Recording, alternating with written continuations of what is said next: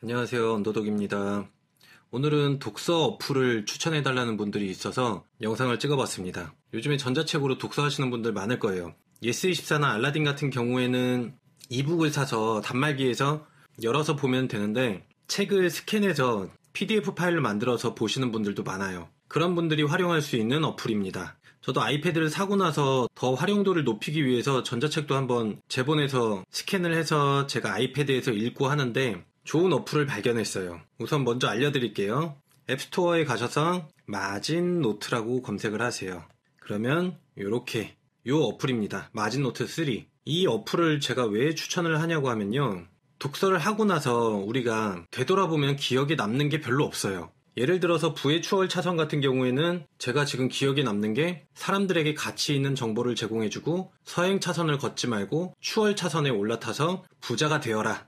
한 줄밖에 기억이 안 남아요. 그리고 어떤 책 같은 경우에는 읽고 나서 저자가 무슨 말을 하는지 혹은 이 책에서 전체적인 통찰을 하고 싶을 때 그 내용을 꺼내기 쉽지 않은 책도 있어요. 책 한 권을 보더라도 제대로 보고 싶다면은 사용할 수 있는 방법이 마인드맵이라는 기록 방법을 사용하면 되는데 마인드맵을 쓰려면 글자를 하나하나 다 타이핑을 쳐야 되는 그런 번거로움이 있어요. 그걸 자동으로 해결해 주는 게 바로 이 어플입니다. 이 그림을 보시면 아시겠지만 PDF 파일로 글을 읽으면서 마인드맵이 자동으로 생성이 되게 되어 있는 어플이에요. 되게 편리해요. 검색도 되고 나중에 중요한 부분을 한꺼번에 읽어낼 수도 있어요.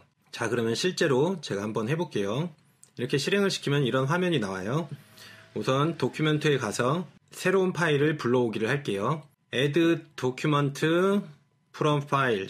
그러면 저는 구글 드라이브에 있는데 여기 있는 PDF 파일은 제가 다 제본을 떠서 이메일로 받은 거예요. 개인이 이렇게 제본을 뜨고 나서 자기가 혼자 보는 용도는 불법이 아니라고 합니다. 자, 제가 요번에 해볼 책은 생각이 돈이 되는 순간. 이걸로 샘플을 보여드릴게요. 여기 불러와졌죠? 이걸 클릭해보면 아이패드가 이렇게 넓은 화면일 경우에는 양쪽으로 보여져요. 물론 한 화면씩 볼 수도 있고요. 근데 저희는 뭐 이게 책 읽는 게 중요한 게 아니라 마인드맵을 생성을 해야 되니까 여기 있는 요 버튼을 클릭하시면은 마인드맵 파일의 제목을 입력하라는 알림창이 뜨죠. OK를 누르고 하면 이런 화면이 됩니다. 자, 책이 이렇게 불러온 PDF 파일이 이렇게 보이죠. 양쪽으로. 요걸로 화면 비율을 조정할 수 있고요. 요거는 이렇게 축소를 해놓으면 됩니다. 자, 책을 그대로 이제 스캔을 해왔죠. OCR 작업까지 한 파일이에요. 프롤로그를 지나서 목차에 왔죠. 목차에 보니까 파트 1 있고 각 챕터별 목차가 있고요. 파트 2가 있고 또 목차가 이렇게 리스트가 있고 자, 여기서부터 해볼게요. 이게 자동으로 이렇게 생성이 되는데 요거는 그룹이라서 별로 필요가 없더라고요. 저는 여기서 하나를 생성을 해줍니다. 더블 클릭을 해서 이렇게 들어가면 돈이 되는 순간 제목이 생성이 되었죠. 그리고 파트 1이니까 지금부터가 핵심 기능이에요. 파트 1을 제가 원하는 부분을 이렇게 드래그를 하면 돼요. 그럼 이렇게 생겼죠? 요거를 여기다가 끌어다 놓는 거예요. 그럼 이렇게 생겼죠? 가지가 이렇게 연결이 되었죠? 그리고 이제 들어가면 제1법칙이 나오겠죠? 그러면 저는 이렇게 또 꿈이 만든 작품을 이렇게 밑으로 가야 되니까 해놓습니다. 그리고 이제 책을 읽는 거예요. 자, 샘플이니까 빨리빨리 해볼게요. 자, 만약에 이제 책을 보다가 중요한 부분이 있다. 그러면 이렇게 드래그를 해서 부분을 정해주는 거예요. 그러면은 같은 레벨로 자동으로 마인드맵이 생성이 돼요. 요거를 한 번만 이렇게 위치를 지정해 주는 거예요. 그리고 또 보다가 보니까 여기가 또 중요해. 그러면 이렇게 또 드래그를 해서 착 붙는 거예요. 여기 붙었죠. 또 이렇게 쫙쫙 보다 보니까 또 여기가 기억에 남는다. 중요한 부분이다.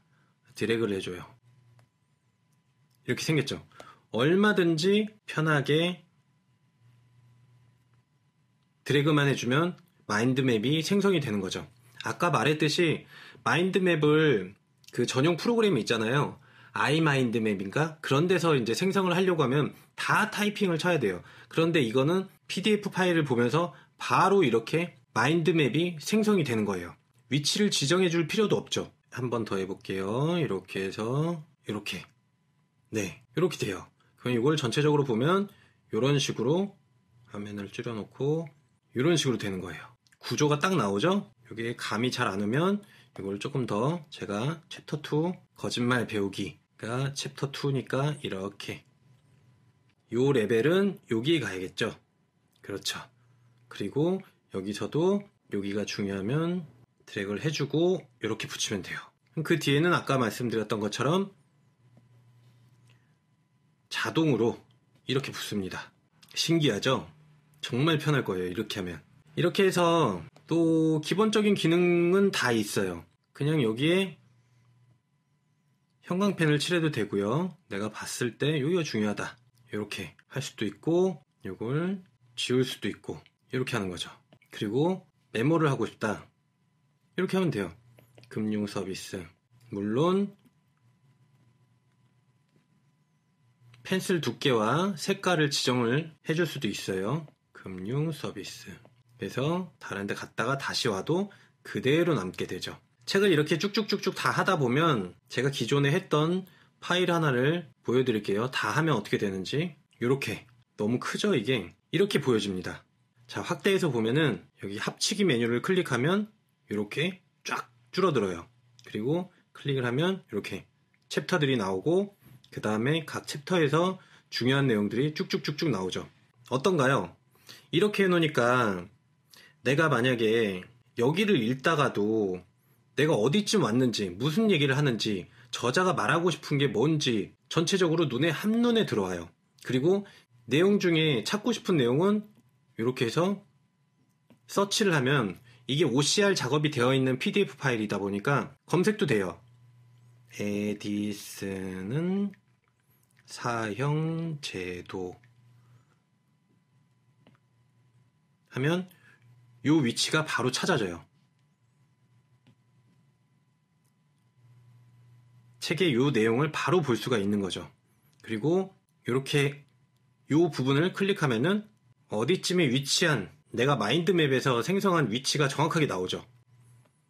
정말 좋죠? 자, 그리고 또 하나 여기를 읽고 있었어. 근데 앞에 내용이나 뒤에 내용을 알고 싶어. 그러면 이걸 클릭하면 이쪽에 바로 화면이 바뀌어져요. 그 부분을 찾아주는 거죠. 그러니까 앞에 부분도 읽을 수 있고 뒤에 부분도 다 같이 나오니까 또 한눈에 볼 수가 있는 거예요. 되게 편하죠? 그리고 여기다가 또 메모를 남길 수도 있어요.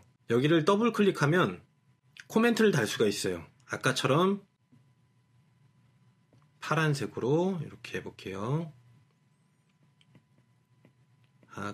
학자들은 똑똑해.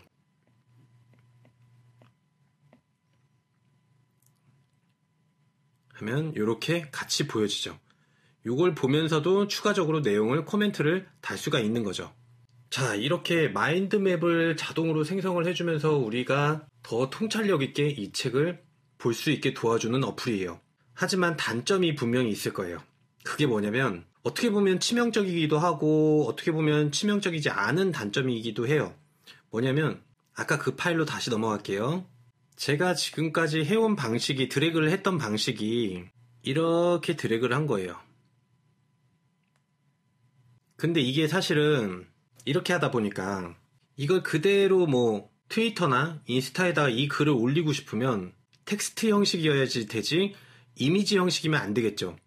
그래서 이걸 텍스트로 바꾸면 이렇게 띄어쓰기도 좀 이상해지고 어떤 글씨는 막 이렇게 깨지기도 해요. 영어가 되기도 하고 이렇게 오타가 나기도 해요. 이걸 아무리 제가 고쳐보려고 해도 OCR 픽스라는 게 있어가지고 제가 이것도 결제를 해서 한번 시도를 해봤는데 한글은 정확하게 인식을 해요. 근데 띄어쓰기가 없어져요. 다 띄어쓰기를 해주려고 하면은 너무 불편해요. 키보드가 또 따로 있던지 있어도 사실 이거 띄어쓰기 하나하나씩 다 하는 게 여간 불편한 게 아니에요. 그래서 어쩔 수 없이 이거는 OCR을 제가 다시 해보고 쌩 난리를 쳤는데 이게 개선이 안 되더라고요. 원래는 이걸로 이렇게 텍스트를 드래그해서 이렇게 하는 게 가장 좋은 방법이에요. 텍스트만 들어오니까 용량도 적고 이걸 어디로 공유하기도 편하고 한데 이렇게 띄어쓰기가 안 돼요. 여기는 신화인데 신회라고 되어 있죠. 이렇게 OCR이 약간 인식이 좀 완벽하게 되진 않아요. 말씀드린 것처럼 OCR 픽스를 해도 뭔가 문제가 좀 있다. 그래서 어쩔 수 없이 한글만 그러는 건지 뭔지 모르겠는데 이렇게 하는 수밖에 없다. 그러면 이게 이미지처럼 그대로 캡처를 해오거든요. 이게 조금 단점이에요. 그래도 읽고 내용을 파악하는 데는 전혀 문제는 없어요. 요거는 감안하고 하시면 되고, 직접 PDF 파일을 작성한 경우 그때는 정확하게 텍스트가 넘어와요. 그러니까 PDF 파일을 내가 뭐 작성을 한 거를 읽고 요약 정리한 파일을 갖다가 읽고 외워야 된다. 그럴 때는 이렇게 마인드맵으로 작성할 때는 정말 작동을 잘해요. 그러나 스캔을 떠서 PDF 파일을 읽어왔을 때는 이렇게 좀 문제도 있다라는 거 잘 기억을 해 두시고 구매를 결정하시면 되겠습니다. 어쨌든 책이라는 거는 많이 읽고 한다고 해서 뭐 1000권 읽었다, 2000권 읽었다 라는 분들이 있는데 별로 그건 의미가 없어요. 이렇게 책 내용을 통찰력 있게 전체적인 뼈대를 갖고 다 이해를 했느냐? 물론 머리가 좋아서 한꺼번에 이해를 하시는 분도 있겠지만 일반인들 같은 경우에는 그게 힘들죠. 그래서 이렇게 정리를 해야 돼요. 정리를 해야지만 내 머릿속에 제대로 틀어박히고 제대로 이해를 하고 나중에 또 볼 때도 정말 손쉽게 찾아볼 수가 있다. 그래서 그런 것들이 이 어플의 장점이다. 그래서 아이패드 있으신 분들은 또 그렇게 책을 보내서 스캔 떠가지고 하시는 분들 같은 경우에는 이 어플을 이용하시면 활용도가 높을 것이다 라고 정리를 해드리면 되겠습니다. 그래서 저는 이 어플을 자주 사용해요. 자, 오늘은 어플 하나 소개해 드렸는데 요거 잘 한번 이용해 보시길 바랍니다. 그러면 오늘 영상은 여기서 끝내겠습니다. 감사합니다.